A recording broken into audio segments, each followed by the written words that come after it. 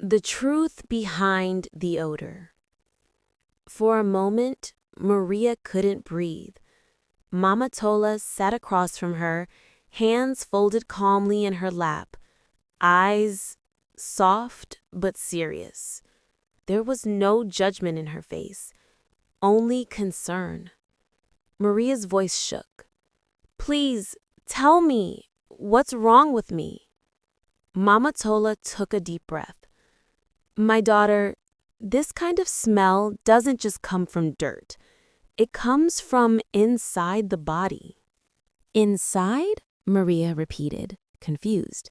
"Yes," the old woman said, nodding slowly. "Your body is warning you. Something is unbalanced. Something is not right." Maria felt her throat tighten. "What kind of unbalance?" Mama Tola leaned closer. "There are 3 common causes," she said. "Stress, hormones, or an internal infection." Maria blinked rapidly. "Stress?"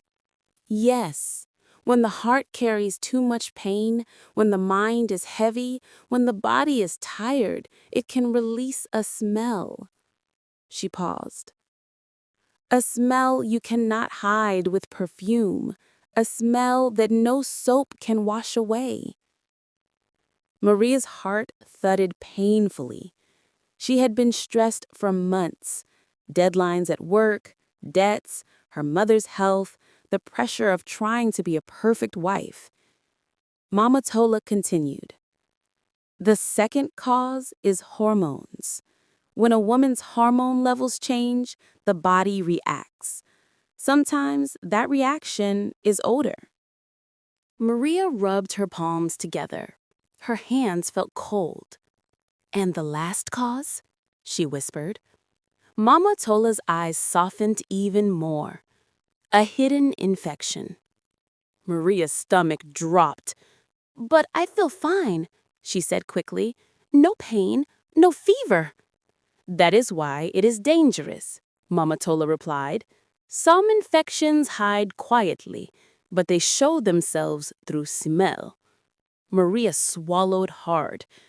"So which one do I have?" Mama Tola smiled sadly. "That is what you must find out.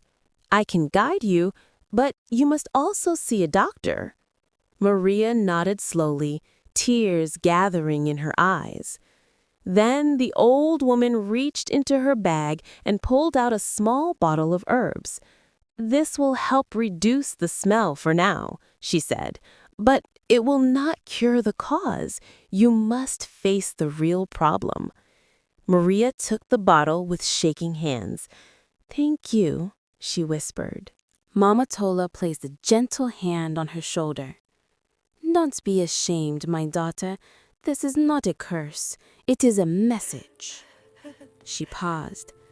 "And if your husband loves you, he will stay." Maria felt her chest tighten painfully. "I don't know if he will," she said in a small voice. I think I'm losing him." Mama Tola watched her quietly for a long moment. "Sometimes people walk away when they don't understand what you are fighting," she said softly.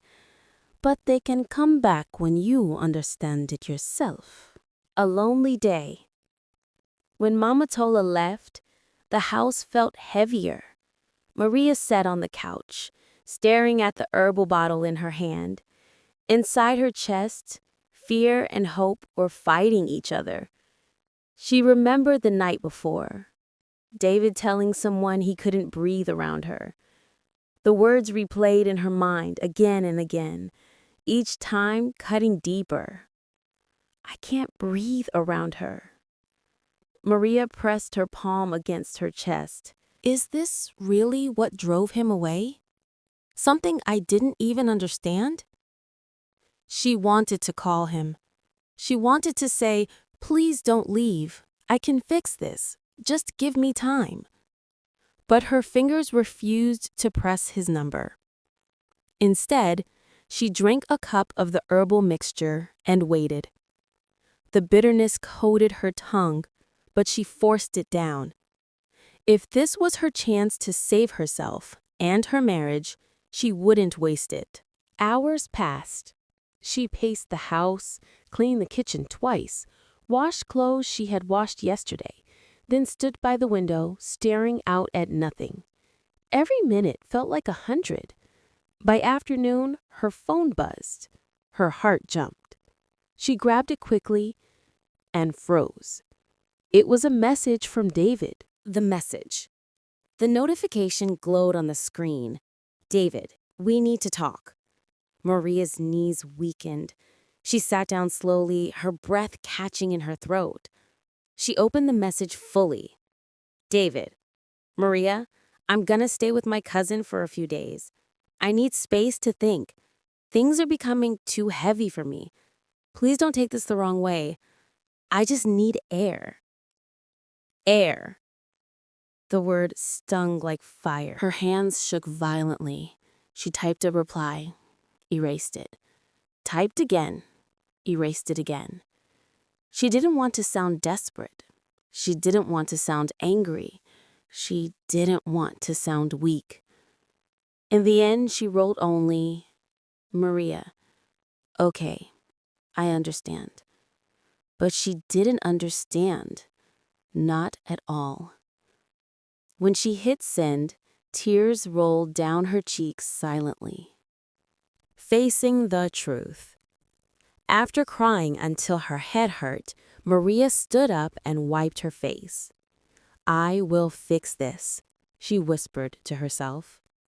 She grabbed her bag and walked out of the house.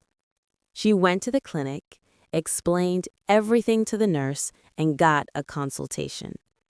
The doctor listened carefully, asked questions, ran tests, and spoke to her gently. It might be stress-related, he said, but we will confirm with the test results. Maria nodded, feeling both fear and relief. When she got home, she drank the herbal mixture again, cooked small food for herself, and tried to sleep. But sleep refused to come. Every time she closed her eyes, she saw David packing his bag. Every time she turned, she felt the empty side of the bed. Every time she inhaled, she prayed the odor would disappear.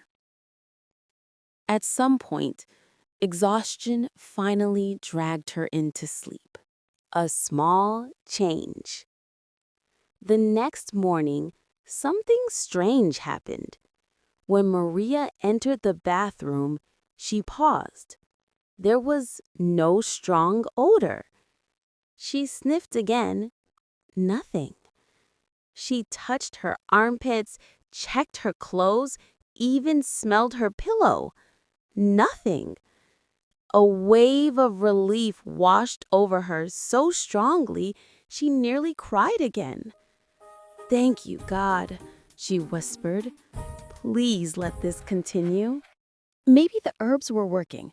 Maybe her test results would give her answers.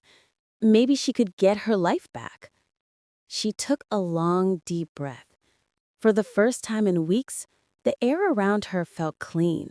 A new determination. Maria spent the day differently. She cleaned the house calmly instead of with panic. She ate real meals instead of skipping breakfast. She sat outside for a moment and breathed the fresh air. She even messaged Mama Tola to say thank you. As the sun set, she made a choice. When David comes back, she thought, I will tell him everything. I will be honest. I will explain. She didn't want him to think she didn't care. She didn't want him to feel alone. And she didn't want to suffer in silence anymore. She picked up her phone, ready to message him. Just as she typed the first word, her phone vibrated. A new notification appeared. David sent you a voice note. Maria's heart stopped. Her hands trembled. She stared at the screen. A voice note from David. Why a voice note? Why not a message? What was he going to say? Was he coming home? Was he leaving her? Had someone told him something? Did he find out about the odor from someone else? She clicked on the message. The small play button appeared. Her finger hovered over it. Her throat tightened. Her breath shook. Finally, she pressed play.